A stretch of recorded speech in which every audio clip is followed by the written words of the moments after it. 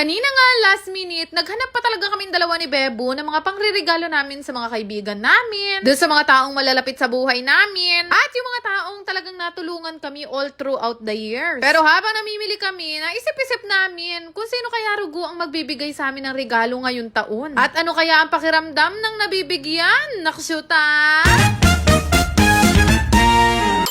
For today's ganap nga, medyo tinanghali kami ng gising dahil kagabi nakapagpuyat kami. Kaya naman hindi na ako naligo at dali-dali umalis na rin naman kaming dalawa ni Bebo. Buti na lang talaga dito sa sasakyan, meron ako palaging dala o meron akong stock nitong Beauty Lab sunscreen nila. Itong sunscreen nila guys, pag in-apply nyo yan sa mukha nyo, meron siyang powdery finish, kaya kahit hindi kayo mag-foundation, sobrang ganda ng lapat sa mukha. Sobrang ganda nitong product na to, lalo na sa mga oily skin na kagaya ko. Makikita nyo naman parang nag-glow agad yung mukha ko at meron na talaga siyang whitening effect. Ang dami ko na nabudol nito. Paano pa naman kasi kapag ito yung in-apply ko, konting blush on lang at saka lip tint, palag-palag na agad. Meron na din kasi yan SPF 30 PA+++.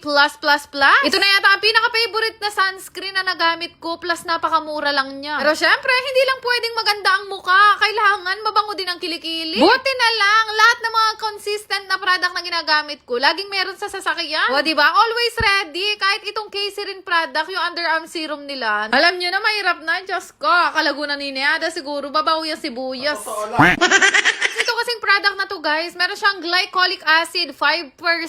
Kaya okay na okay siya sa mga pang-whitening. Lagi ko naman pinakikita sa inyo ang update ng kilikili ko at malaki ang naitulong nito sa akin. Hindi rin ako nagpapawis at nangangamoy dito. Malalaman pa ba nila na hindi ako naligo? Siyempre, plakado ang mukha. Plakado na din ang amoy ng kilikili. Naksuta. Dito lang naman kami pupunta sa may SM Baliwag. Talagang last minute ang ginawa namin pamimili. Kung akala kasi namin ngayong 24, kukonti na nga lang ang tao. Pero nor.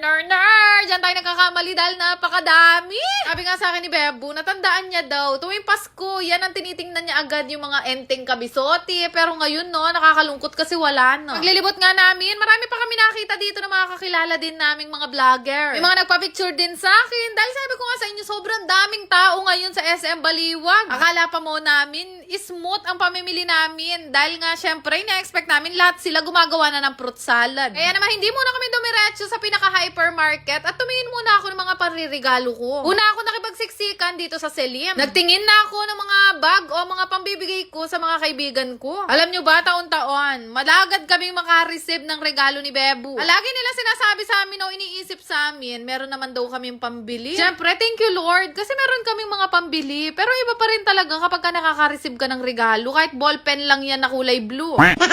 Ang importante, sabi nga nila, naalala ka pa rin. Kasi kami dalawa talaga ni Bebo, hindi naman sa pagbubuhat ng sariling bangko. Sobrang thoughtful namin pagdating sa mga kaibigan. Lalo na sa mga ganitong okasyon. Syempre, pagbibigay ng regalo ay sign ng pagmamahal. Ay! Iba nga, diba? Gumagamit pa ng SPay later, makapagbigay lang sa atin. Pero ayun nga, kahit saang lugar kami magpunta, ganito pa rin talaga kahaba ang pila. Kaabot pa kaya ako nito sa gagawin kong fruit salad at saka graham, manaksyuta. Fantasy pa naman dalawa namin ni Bebo ay makapagluto kami ng asado at saka chicken pandan.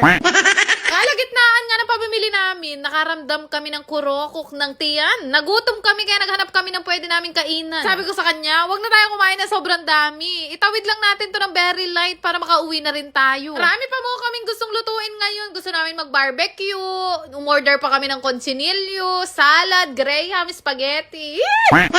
O mag-alas 4 na rugo. Nandito pa kami sa SM. Anong oras wari sinisimula ng Noche Buena?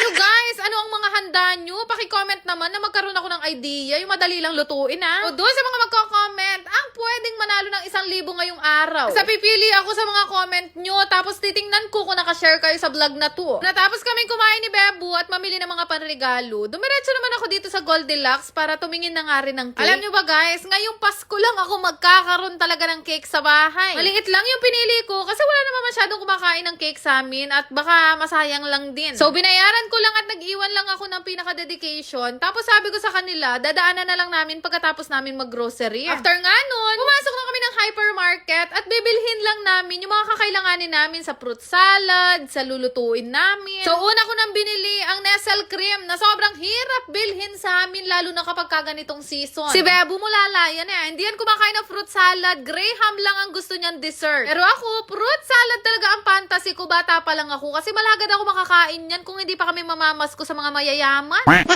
Alam niyo nung bata ako guys, lagi ko nilolook forward yung mga ganyang pagkain. Sumasama ako sa mga ninong at ninang ng mga kapatid ko para makatikim ako ng salad at halaya. Magpasko na kasi guys, wala kaming ganyang handa. Ang niluluto lang ng nanay ko is spaghetti at saka meron kaming gardenia. Pero ngayon, talaga naman nag-iba na ang ikot ng mundo. Nabibili na namin yung mga gusto naming handa, kaya malaking pasasalamat ko yun sa inyo. Alam nyo kasi nung bata ako, wala akong ibang nakain kundi hamon ng buhay, pero ngayon nakakapaghamon na tayo. Naksyuta. Marami na ako mga pagkain na pangarap ko lang noon makain na ngayon ay nabibili na namin. Pero kayo ba guys, ready na ba ang pang Noche Buena nyo? Mag-comment lang dito ang mga hindi pa ready. Bibigyan ko kayo ng ayuda. Dahil medyo malayo nga kami sa Talipapa at panigurado sarado na yun mamaya. Dito na rin ako bumili ng sibuyas at bawang kahit na ang presyo ay maharlika. Tumingin na rin ako dito ng mga gulay gaya nga ng patatas at karot. At para din may prutas kami mamaya, bumili na rin kami ng isang basket dito. Hindi na ganun ka-excited ang Pasko natin gaya ng mga bata tayo. Pero ang mga halaga, kumpleto pa rin tayo ngayong Pasko. Kaya naman kung umabot ka hanggang dito sa video na to, i-comment mo lang ang buo mong pangalan at sagot ko na ang pang Noche Buena nyo. Basta ang kailangan lang, naka-follow at naka-share ka sa video na to. Naksyuta! Yan naman, salamat! Wait! Gusto mo ba ng ayuda? Check mo dyan sa comment section.